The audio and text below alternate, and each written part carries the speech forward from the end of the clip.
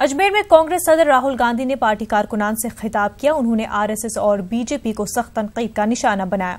उन्होंने कहा कि आरएसएस और बीजेपी नफरत फैलाती है और हम मोहब्बत का पैगाम सुनाते हैं। उन्होंने मजीद कहा कि मोदी हुकूमत ने अवाम की बेइज्जती की है।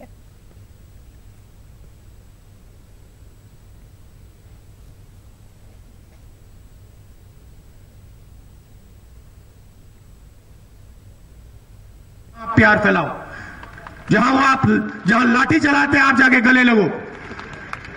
आपने पार्लियामेंट हाउस में देखा, एक तरफ नरेंद्र मोदी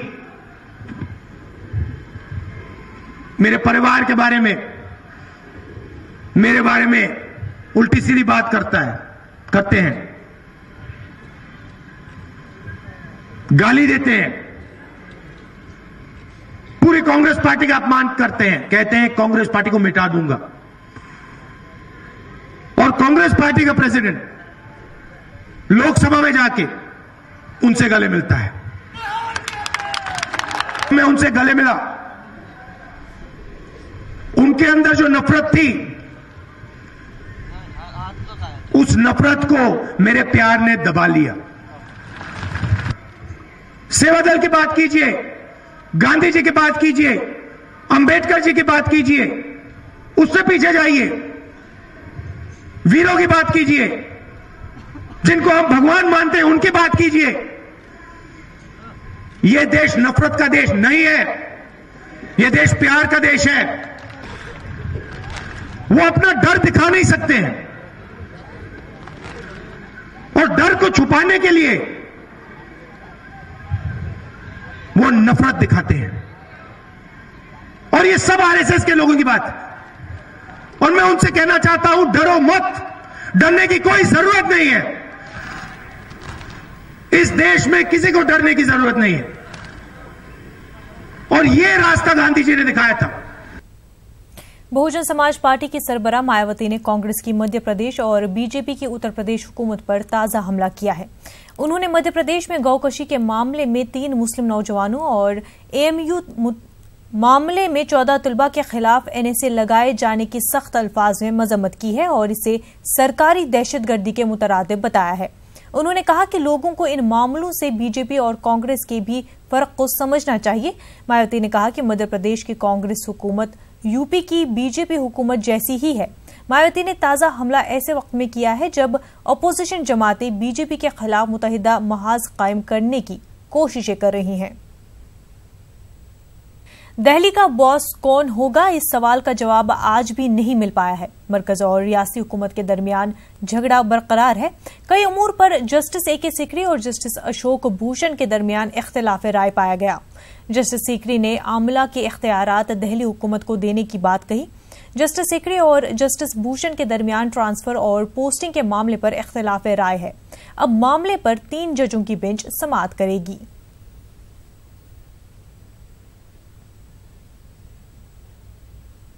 दिल्ली हुकूमत के वकील राहुल मेहरा ने न्यूज 18 से खास गुफ्तगू की। के एडवोकेट राहुल मेहरा हमारे साथ हैं। सर, लंबे समय से जो लड़ाई थी, जो उम्मीद थी, वो फिलहाल यहाँ से नहीं मिली इस फैसले में।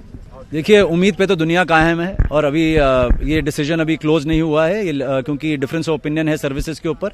तो हमारे कहने पर डिवीजन बेंच ने उसको रेफर किया है honourable chief justice of India को एक लार्जर बेंच बनाने के लिए। तो लड़ाई तो अभी जारी है। जब तक लड़ाई जारी होती है तब तक उम्मीद बंधी रहती है। ये लड़ाई अभी खत्म नहीं हुई है और दिल्ली वालों के लिए हम ये लड़ाई लड़ती रहेंगे। तो शुरू से ये लड़ाई थी कि ज्वाइंट सेक्रेटरी और सेक्रेटरी दिल्ली सरकार का कहना नहीं मानते। एक जज ने कहा कि ऐसा होना चाहिए कि वो एलजी के अंतर्गत आने चाहिए। भूषण साहब कह रहे हैं कि ऐसा नहीं होना चाहिए। तो मामला वहीं का वहीं लटक गया, पॉलिसी फिर लटकेगी। देखिए, जब तक स्पष्ट तौर पे और सटीक तौर पे जजमेंट नहीं आएगी, जब तक कानूनी कार्रवाई पूरी कंप्लीट नहीं हो जाएगी, जब तक एक फाइनल डिसीजन नहीं आ जाएगा जहां पर हम सब जो हैं नतमस्तक ना हो जाएं उस डिसीजन के सामने, तब तक हर सरकारें जो दोनों हैं वो अपने तौर तरीके से उनको देखेंगी।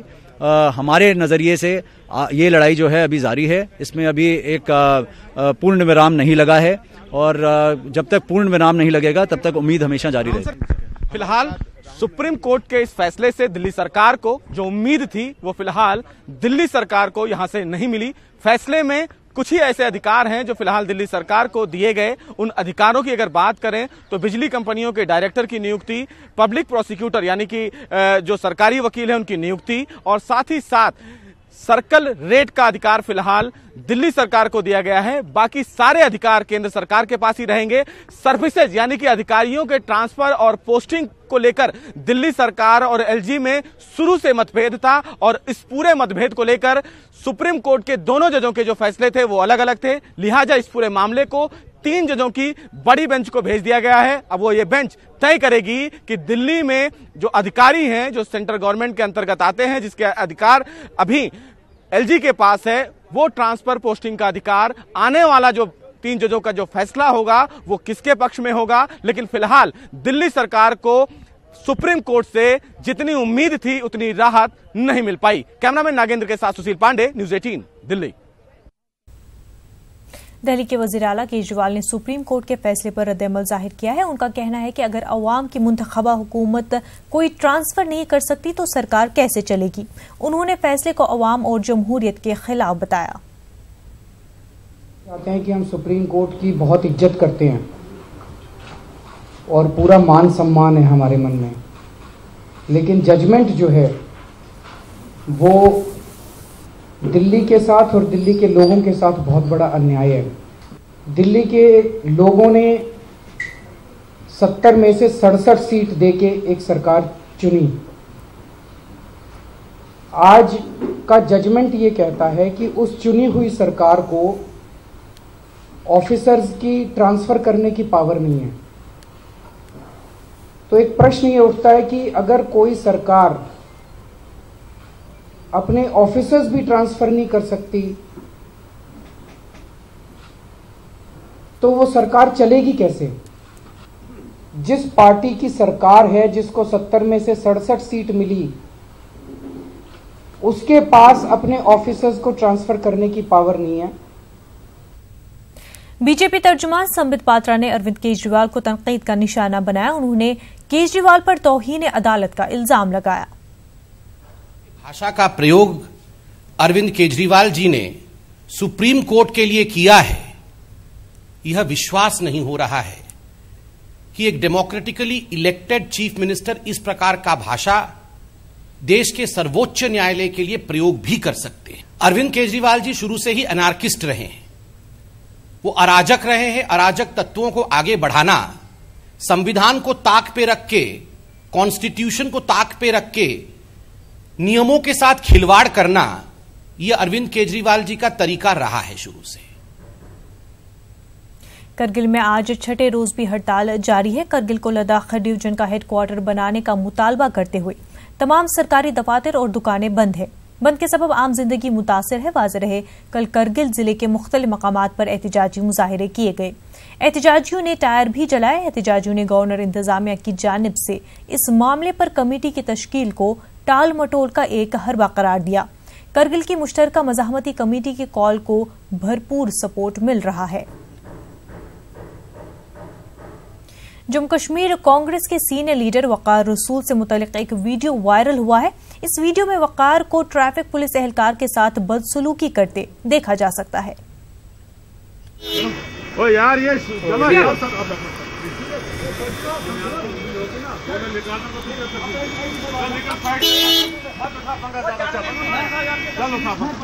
मैं भी चाहता हूँ झगड़ा करना चाहता हूँ। वो चलो निकल गए, तेरे से निपटूंगा मैं, कोई बात तुझे निपटूंगा। आपका बंदा हो नहीं चलेगी सर, सियासत नहीं चलेगी सर, पागल नहीं पागल मैं दिखा दूंगा।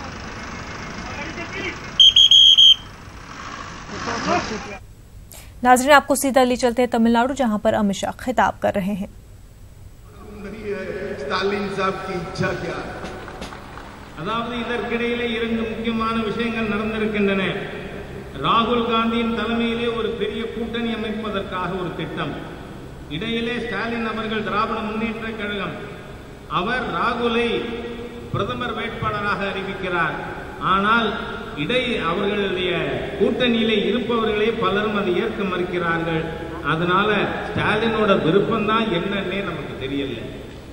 मित्रों, और दूसरी ओर भारतीय जनता पार्टी के नेता और देश के प्रधानमंत्री श्री नरेंद्र मोदी की लीडरशिप में एनडीए का एक मजबूत गठबंधन देश का नेतृत्व करने के लिए तैयार है। ஆனால் இன்னொரு பக்கம் பாரதிய ஜனதா கட்சியினுடைய தலைவராக திரு நரேந்திர மோடி அவர்களுடைய தலைமையிலே தேசிய ஜனநாயக கூட்டணி மிக வலிமை மிக்க கூட்டணியாக இருந்து கொண்டிருக்கிறது। एक और जिसका कोई नेता नहीं है, जिसकी कोई नीति नहीं है, जिसके कोई सिद्धांत नहीं है, इस प्रकार का केवल भ्रष्टाचार और पावर के लिए बना हुआ, सत्ता प्राप्ति के लिए बना हुआ गठबंधन है। और दूसरी ओर देश को आगे ले जाने के लिए, देश को सुरक्षित करने के लिए, देश के हर हिस्से का विकास करने के लिए सबका साथ सबका विकास के मंत्र के साथ आगे बढ़ने वाला एनडीए का गठबंधन। ईरोड में अमित शाह खिताब कर रहे थे। नाजरीन, इस बुलेटिन में फिलहाल इतना ही। आदाब।